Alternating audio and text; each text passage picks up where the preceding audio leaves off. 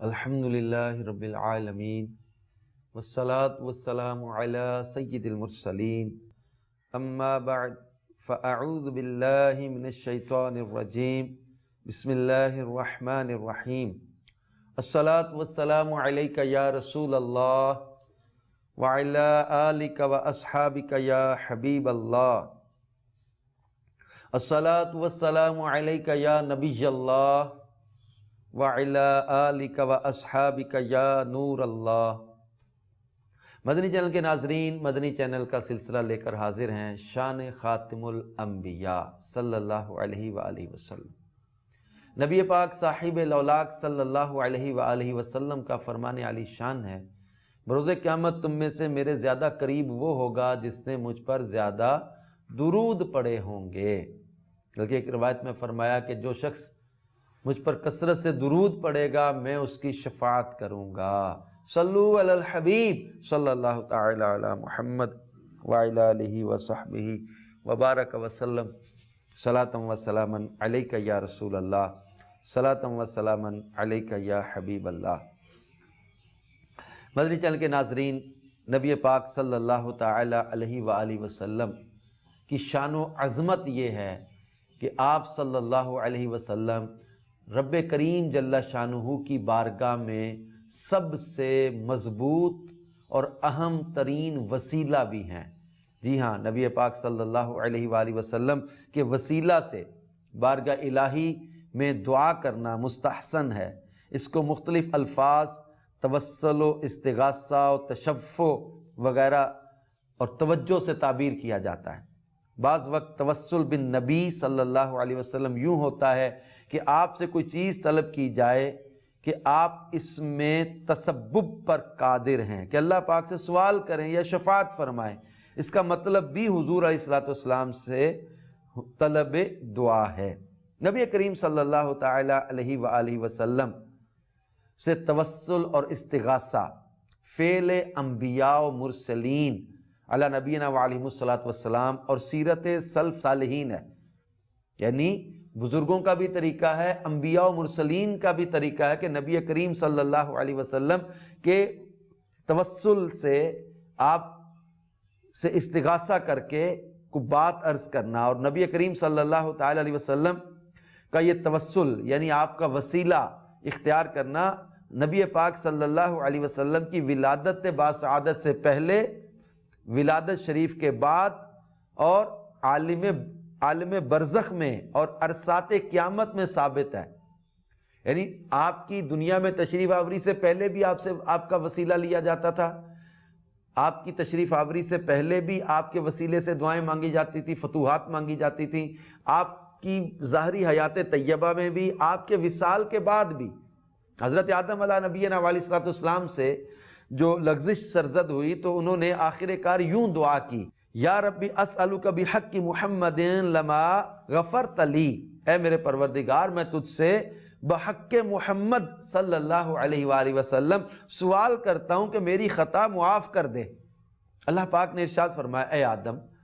تو نے محمد صلی اللہ علیہ وآلہ وسلم کو کس طرح پہچانا، حالانکہ میں نے ان کو پیدا نہیں کیا، یعنی ابھی ان کو دنیا میں بھیجا ہی نہیں ہے، اے آدم تو نے یہ نام کیسے جان لیا؟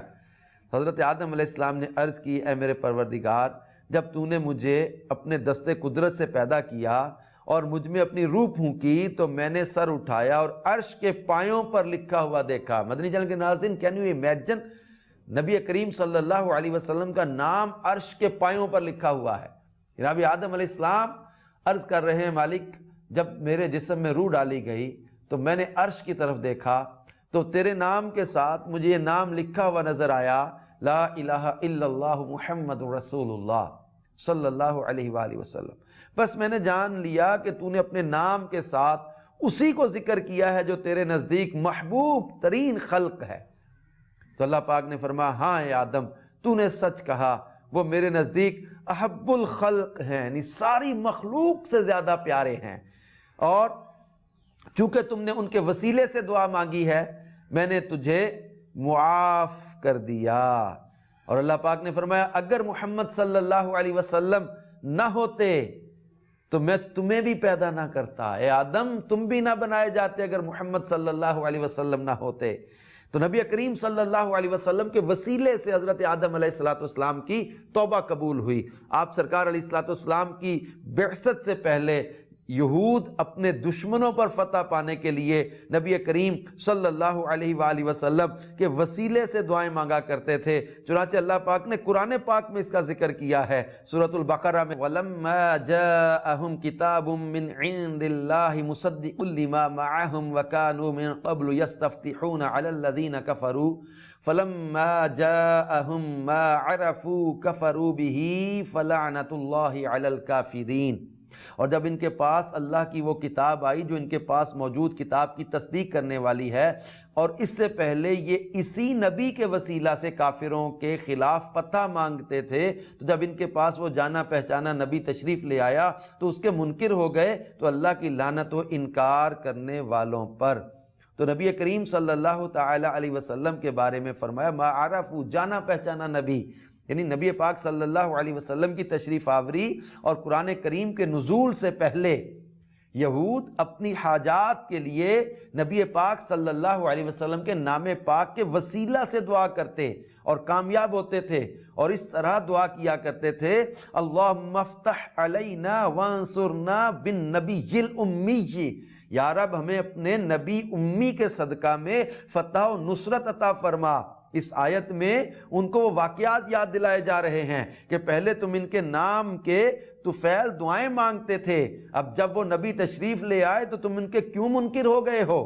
اس سے پتہ چلا کہ دنیا میں تشریف آوری سے پہلے ہی نبی کریم صلی اللہ علیہ وآلہ وسلم کے وسیلے سے دعائیں مانگی جاتی تھیں، اور نبی کریم صلی اللہ علیہ وسلم کے وسیلے سے پہلے ہی مخلوق کی حاجت روائی ہوتی تھی۔ یہ سلسلہ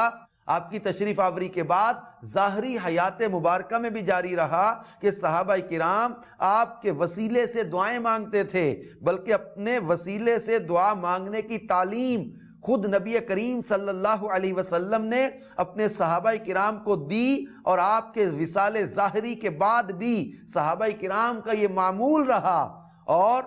سلف و صالحین کا یہ طریقہ تب سے اب تک جاری ہے، اور انشاءاللہ عز و جل ہمیشہ جاری رہے گا کہ آپ کے وسیلے سے نجات مانگی جاتی ہے، فتح مانگی جاتی ہے، شفائیں مانگی جاتی ہیں، برکتیں مانگی جاتی ہیں، ہدایت مانگی جاتی ہے، آپ کے وسیلے سے دعاؤں کی قبولیت مانگی جاتی ہے۔ بلکہ اعلیٰ حضرت تو یہاں تک فرماتے وہ جہنم میں گیا جو ان سے مستغنی ہوا، جو نبی کریم علیہ السلام کو چھوڑ بیٹھا، جو ان سے مستغنی ہو گیا، آپ فرماتے وہ جہنم میں گیا جو ان سے مستغنی ہوا ہے خلیل اللہ کو حاجت رسول اللہ کی، یعنی خلیل اللہ کو بھی جب حاجت ہے مصطفیٰ کریم صلی اللہ علیہ وسلم کے وسیلے کی، تو ہم تو امتی ہیں، غلام ہیں، ہم تو نبی کریم صلی اللہ علیہ وسلم کے وسیلے کے محتاج ہیں۔ تو میرے پیارے اسلامی بھائیو اور مدنی چینل کے ناظرین، اللہ تبارک و تعالی نے ہمارے کریم آقا صلی اللہ علیہ وسلم کو ایسا مبارک وسیلہ بنایا ہے کہ صحابہ کرام آپ کی بارگاہ میں حاضر ہوتے اور حاجات کی طرح آپ سے طلب دعا، طلب شفاعت بروز قیامت یا طلب دعائے مغفرت بھی کیا کرتے تھے۔ اور مشکاۃ شریف میں ایک ترمذی شریف کے حوالے سے ایک حدیث ہے، حضرت انس رضی اللہ تعالیٰ عنہ کہتے قال سألت النبی صلی اللہ علیہ وسلم ان یشفع لی یوم القیامہ، یعنی میں نے عرض کی یا رسول اللہ صلی اللہ علیہ وسلم آپ قیامت کے دن میری شفاعت فرما دیجئے۔ فقال انا فاعل، فرمایا میں کر دوں گا، ہائے ہائے ہائے، فرمایا انس میں تمہاری شفاعت کر دوں گا۔ فقلت یا رسول اللہ صلی اللہ علیہ وسلم، میں نے پوچھا یا رسول اللہ صلی اللہ علیہ وسلم فَأَيْنَ أَطْلُبُكَ، آقا میں آپ کو کہاں تلاش کروں؟ قال اطلبنی اول ما تطلبنی علی الصراط، قلت فإن لم ألقك على الصراط قال فاطلبنی عند المیزان، قلت فإن لم ألقك عند المیزان قال فاطلبنی عند الحوض لا اخطئ هذه ثلاث مواطن۔ فرمایا انس مجھے تلاش کر، جب انہوں نے پوچھا نا آقا پھر میں آپ کو ڈھونڈوں کہاں محشر میں، تو فرمایا کہ سب سے پہلے صراط پر ڈھونڈنا، میں نے عرض کیا اگر آپ کو وہاں نہ پاؤں، فرمایا میزان کے پاس ڈھونڈنا۔ میں نے عرض کیا اگر میزان کے پاس آپ کو نہ پاؤں، فرمایا تو پھر حوض کے پاس مجھے ڈھونڈنا، کیونکہ میں ان 3 جگہوں کو نہ چھوڑوں گا۔ یہ محبوب کریم صلی اللہ علیہ وسلم سے حضرت انس شفاعت مانگ رہے ہیں۔ حضرت سواد بن قارب رضی اللہ تعالیٰ عنہ رسول پاک صلی اللہ علیہ وسلم کی خدمت میں ایمان لاتے ہوئے عرض کرتے، انہوں نے عرض کیا وَقُلْ لِي شَفِيعًا يَوْمَ لَا ذُو شَفَاعَةٍ بِمُغْنٍ فَتِيلًا عَنْ سَوَادِ بْنِ قَارِب۔ انہوں نے عرض کیا کہ آپ میرے شفیع بنے جس دن سواد بن قارب کو کوئی شفاعت کرنے والا ذرہ بھی فائدہ نہ پہنچا سکے گا۔ انہوں نے اسلام قبول کرتے ہوئے عرض کی آقا اس دن شفاعت جب کوئی نہیں کرنے والا ہوگا تو سواد بن قارب کے آپ شفیع بن جائیں، آپ میری شفاعت فرمانے والے بن جائیں۔ حضرت عبد الرحمن بن عوف رضی اللہ تعالیٰ عنہ حسب عادت تجارت کے لیے یمن گئے ہوئے تھے۔ آپ کی غیر حاضری میں سرکار مدینہ صلی اللہ علیہ وسلم مبعوث ہوئے نے اعلان نبوت فرمایا۔ اسکلان بن اواکن نے سن کر اپنے ایمان کا اظہار اشعار میں کیا، وہ حضرت عبد الرحمن کی وساطت سے خدمت اقدس میں ارسال کیے گئے۔ ان میں سے 2 اشعار یہ ہیں، اس نے کہا کہ میں اللہ کی قسم کھاتا ہوں جو موسیٰ کا رب ہے کہ آپ وادی مکہ میں رسول بنا کر بھیجے گئے ہیں، پس آپ میرے شفیع بنے، شفاعت کرنے والے بنے اس بادشاہ کی طرف جو خلائق کو نیکی کی طرف بلاتا ہے۔ آپ سرکار صلی اللہ علیہ وسلم نے یہ اشعار سن کر فرمایا آگاہ رہو، بے شک وہ خواص مومنین سے ہیں اور بعض مجھ پر ایمان لانے والے حالانکہ انہوں نے مجھے نہیں دیکھا، اور میری تصدیق کرنے والے حالانکہ وہ میرے پاس حاضر نہیں ہوئے، وہ حقیقت میں میرے بھائی ہیں۔ نبی پاک صلی اللہ تعالی علیہ وسلم کی بارگاہ میں حضرت مازن ایک عمان کی بستی سے آئے تھے۔ عمان میں مجھے حاضری کا شرف ملا، ان صحابی رسول کی جو ہے وہ قبر منور پر بھی میں نے حاضری دی ہے، سلام بھی پیش کیا ہے۔ تو یہ عمان سے یہ حاضر ہوئے تھے اور ایک جھوٹا معبود تھا، اس کی خدمت کیا کرتے تھے عمان کی بستی میں۔ سرکار مدینہ صلی اللہ علیہ وسلم کی بعثت کی خبر سن کر یہ عمان سے بارگاہ رسالت صلی اللہ علیہ وسلم میں حاضری کے لیے گئے اور اسلام قبول کیا۔ آپ نے بارگاہ رسالت میں اپنی بے اعتدالیوں کا ذکر کیا اور طالب دعا ہوئے، اور سرکار صلی اللہ علیہ وسلم کی دعا کی برکت سے وہ رذائل مبدل بفضائل ہو گئے، یعنی وہ جو آپ نے بے اعتدالیوں کا ذکر کیا تھا، وہ جو بری چیزیں تھیں وہ اچھائیوں میں بدل گئیں۔ اور اس بارے میں آپ نے یہ اشعار کہے تھے جن میں آپ نے کہا یا رسول اللہ صلی اللہ علیہ وسلم، میں نے اپنی اونٹنی آپ کی طرف دوڑائی جو عمان سے عرج تک بیابانوں کو طے کرتی تھی تاکہ آپ میری شفاعت فرمائیں، اے بہترین ان میں کہ جنہوں نے سنگریزوں کو پامال کیا، پس میرا رب میرے گناہ بخش دے اور میں کامیاب ہو کر اس گروہ کی طرف جاؤں جن کے دین سے میں اللہ کے واسطے کنارہ کش ہو گیا، بس ان کی رائے میری رائے نہیں اور ان کا طریق میرا طریق نہیں۔ یہ صحابی رسول کا انداز ہے۔ حضرت عثمان بن حنیف صحابی کا بیان ہے کہ ایک نابینا شخص بارگاہ رسالت صلی اللہ علیہ وسلم میں حاضر ہوئے۔ یہ بڑی توجہ سے مدنی چینل کے ناظرین روایت سننے والی ہے، اس میں حضور صلی اللہ علیہ وسلم خود وسیلہ سکھا رہے ہیں اپنا۔ حضرت عثمان بن حنیف کہتے ہیں کہ نابینا حاضر ہوئے، انہوں نے عرض کی آپ دعا فرمائیں کہ اللہ مجھے عافیت بخشے۔ آپ نے فرمایا کہ اگر تو چاہے تو میں دعا کر دیتا ہوں، اگر تو چاہے تو صبر کر، صبر تیرے واسطے اچھا ہے۔ اس نے عرض کیا خدا سے دعا کر دیں۔ پھر آپ نے ارشاد فرمایا اچھی طرح وضو کر کے یوں دعا کرو، اللہم انی اسألک واتوجہ الیک بنبیک محمد نبی الرحمہ یا محمد انی توجہت بک الی ربی فی حاجتی ہذہ لتقضی لی اللہم فشفع فی، یعنی یا اللہ میں تیری بارگاہ میں سوال کرتا ہوں اور تیرے نبی رحمت کا وسیلہ پیش کرتا ہوں۔ انی اسألک توجہ الیک بنبیک محمد نبی الرحمہ، یہ وسیلہ حضور علیہ السلام خود سکھا رہے ہیں۔ فرمایا یوں دعا مانگو کہ اے اللہ میں تیری بارگاہ میں نبی کریم صلی اللہ علیہ وسلم جو نبی رحمت ہیں ان کا وسیلہ پیش کرتا ہوں۔ یا رسول اللہ صلی اللہ علیہ وسلم انی توجہت بک الی ربی فی حاجتی، میں اپنے پروردگار کی بارگاہ میں آپ کا وسیلہ پیش کیا ہے اپنی ضرورت میں تاکہ وہ ضرورت پوری ہو، ہذہ لتقضی لی، تاکہ میری یہ ضرورت پوری ہو۔ اللہم فشفع فی، اے اللہ تو میرے حق میں اپنے حبیب علیہ الصلوۃ والسلام کی شفاعت قبول فرما۔ اب نبی کریم صلی اللہ علیہ وآلہ وسلم نے اس دعا کو خود سکھایا، اس وسیلے کو خود سکھایا، یہ تعلیم دی، اور نبی پاک صلی اللہ علیہ وآلہ وسلم نے جب یہ تعلیم دی، اور اس حدیث کو ترمذی نے، امام بہقی نے، امام طبرانی نے اور بہت سارے محدثین نے بیان کیا اور لکھا ہے کہ جب وہ نابینا آئے تھے تو آنکھوں سے دیکھ نہیں سکتے تھے، جب اس وسیلے والی دعا کو پڑھ کے اٹھ کر گئے تو پھر اپنی آنکھوں سے دیکھ کر جا رہے تھے، ایسے تھے جیسے وہ کبھی نابینا ہی نہیں تھے۔ اور یہی جب وہ نبی کریم صلی اللہ علیہ وسلم کے وصال ظاہری کے بعد، آپ کے وصال کے بعد بھی صحابہ اور تابعین کا وسیلہ مانگنا، وسیلے سے دعا مانگنا، یہ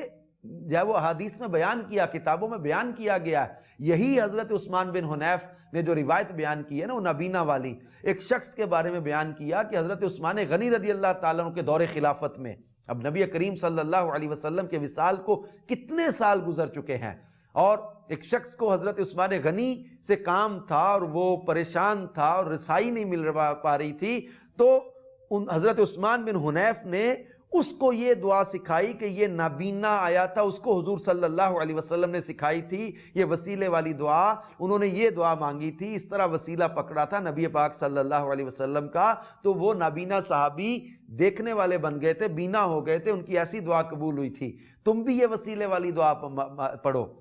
انہوں نے 2 نفل پڑھے، یہی وسیلے والی دعا مانگی، اور پھر ان کی وہ مراد پوری ہو گئی۔ تو اس طرح آپ کے وصال ظاہری کے بعد بھی آپ کا وسیلہ اختیار کیا جاتا تھا۔ تو نبی کریم صلی اللہ علیہ وآلہ وسلم کے وصال ظاہری کے بعد بھی آپ کے وسیلے سے دعا مانگنا، آپ سے استغاثہ کرنا، آپ کو پکارنا، آپ سے مراد مانگنا، یہ معمول رہا صحابہ کا اور پھر تابعین کا اور بزرگان دین کا۔ ایک واقعہ نبی کریم صلی اللہ علیہ وسلم کے وصال کے بعد کا لکھا ہوا ہے کہ صحابہ کرام جب نبی کریم صلی اللہ علیہ وسلم کے وصال کے بعد غمگین تھے، تو حضرت صدیق اکبر نے جب چہرہ مبارک سے کپڑا ہٹا کے ایک عرض کی تھی، کیا کہا تھا کہ آپ کی وفات میں ہمیں اختیار دیا جاتا تو ہم آپ کے وصال کے لیے اپنی جانیں قربان کر دیتے۔ یا رسول اللہ صلی اللہ علیہ وسلم، اپنے رب کے پاس ہمیں یاد رکھنا اور ضرور ہمارا خیال رکھنا، آقا ہمیں یاد رکھنا۔ وصال شریف کے 3 دن بعد اعرابی قبر مبارک پر حاضر ہوا، آپ سے توسل کیا۔ حضرت مولا مشکل کشا علی المرتضیٰ نے اس روایت کو بیان کیا، جو اعرابی آیا تھا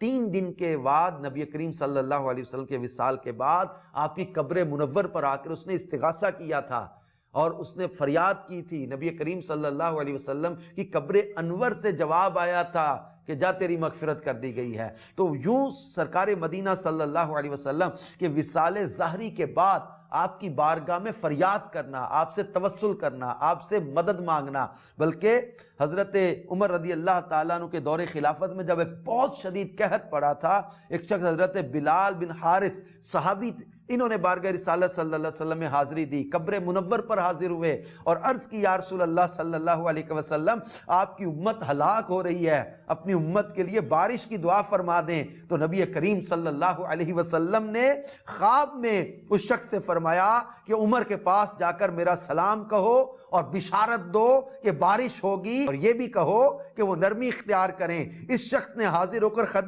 خبر دی، حضرت بلال نے آ کر خبر دی، حضرت عمر رضی اللہ تعالیٰ عنہ اشکبار ہو گئے۔ اب یہ منظر ہے صحابہ کا، قحط پڑ گیا، بارش نہیں ہو رہی،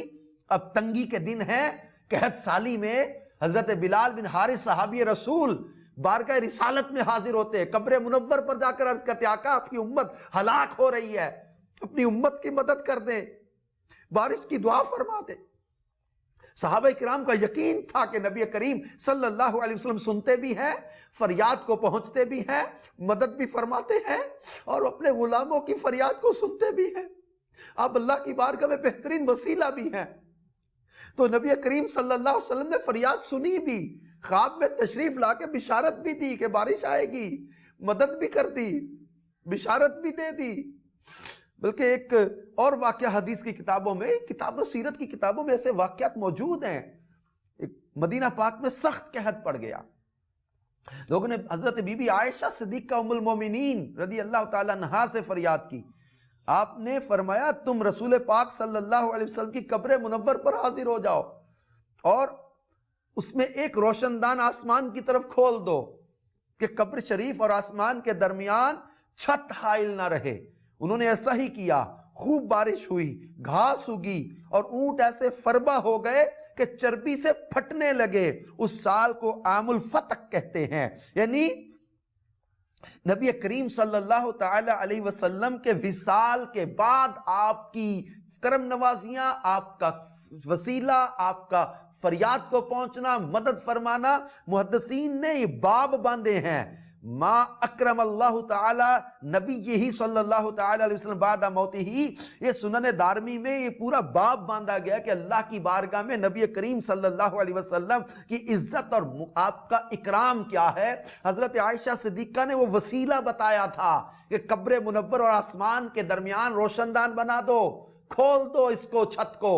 نبی کریم صلی اللہ علیہ وسلم کی جب وہ قبر منور کا وسیلہ، آپ کی ذات کا وسیلہ اختیار کیا گیا اور بارش برسی، اور اتنی برسی کہ گھاس اتنی اگی کہ اونٹ فربا ہو گئے، اتنا قحط ختم، یعنی بالکل قحط کو ختم کر دیا نا۔ تکلیفوں کو ختم کرتے ہیں، مصیبتوں کو دور کرتے ہیں، پریشانیوں کو دور کرتے ہیں۔ آج نہیں، کب سے جو ہے وہ بزرگ یہ کہتے رہے ہیں، اللہم صلی علی سیدنا محمد صاحب التاج والمعراج والبراق والعلم دافع البلاء والوباء والقحط والمرض والعلم، یعنی غم کو دور کرنے والے، قحط کو دور کرنے والے، وباؤں کو دور کرنے والے، پریشانیوں کو دور کرنے والے، مصیبتوں کو دور کرنے والے، تکلیفوں کو دور کرنے والے۔ کسی کو مرض لگ جاتا ہے تو بارگاہ رسالت میں حاضر ہوتے ہیں، کسی کا بازو کٹ جاتا ہے تو محبوب کی بارگاہ میں حاضر ہوتے ہیں، کسی کی آنکھ تیر لگنے سے نکل آتی ہے تو حضور کی بارگاہ میں حاضر ہوتے ہیں، کسی کا ہاتھ جل جاتا ہے تو حضور علیہ السلام کی بارگاہ میں حاضر ہوتے ہیں،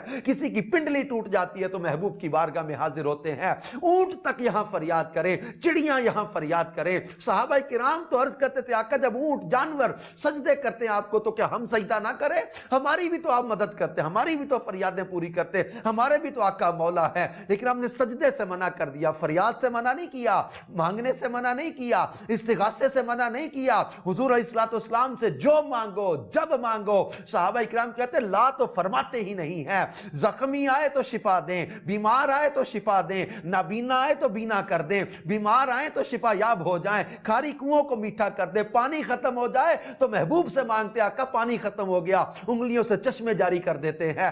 نبی کریم صلی اللہ علیہ وسلم کے وصال ظاہری کے بعد بھی آپ سے جب وہ وسیلہ اختیار کیا جاتا تھا، اور جب وہ علماء علامہ سمہودی لکھتے ہیں کہ آج کل اہل مدینہ کا طریقہ ہے کہ حجرہ شریف کے گرد جو مقصورہ ہے اس کا وہ دروازہ جو حضور علیہ السلام کے چہرہ مبارک کے سامنے ہے کھول دیتے ہیں اور وہاں جمع ہوتے ہیں۔ یعنی نبی کریم صلی اللہ تعالی علیہ وسلم کی بارگاہ میں جب وہ محدثین نے، بزرگوں نے وسیلے پیش کیے، اور ایسے کئی واقعات جب وہ کتابوں میں بیان کیے گئے ہیں کہ نبی کریم صلی اللہ علیہ وسلم کے وسیلے سے جب مدد مانگی گئی، وسیلے سے آپ صلی اللہ علیہ وسلم کے وسیلے سے جب وہ فریاد کی گئی، آپ کے وسیلے سے جب وہ شفائیں مانگی گئیں، فتحیں مانگی گئیں۔ حضرت خالد بن ولید رضی اللہ تعالیٰ عنہ اپنی جب وہ ٹوپی کے اندر منہ مبارک نبی کریم صلی اللہ علیہ وسلم کا یہ سیکھ رکھتے تھے کہ اس کے وسیلے سے مجھے فتح نصیب ہوتی ہے۔ حضرت علی رضی اللہ تعالیٰ نے عبداللہ سے فرمایا اب جائیے، حضرت اللہ تعالیٰ حضرات عمر، عباس، علی، حسن، حسین اور ازواج رسول اللہ کی دعا کو رد نہ کرے گا، کیونکہ انہوں نے اللہ کی بارگاہ میں اس نبی کا وسیلہ پکڑا ہے جو اکرم الخلق ہیں۔ نبی کریم صلی اللہ علیہ وسلم کے وسیلہ تو صحابہ اس قدر مانگتے تھے کہ حضرت ابن عمر کا پاؤں سو گیا، کسی نے کہا اسے یاد کرو جو سب سے تمہیں پیارا ہے، تو انہوں نے پکارا یا محمدہ،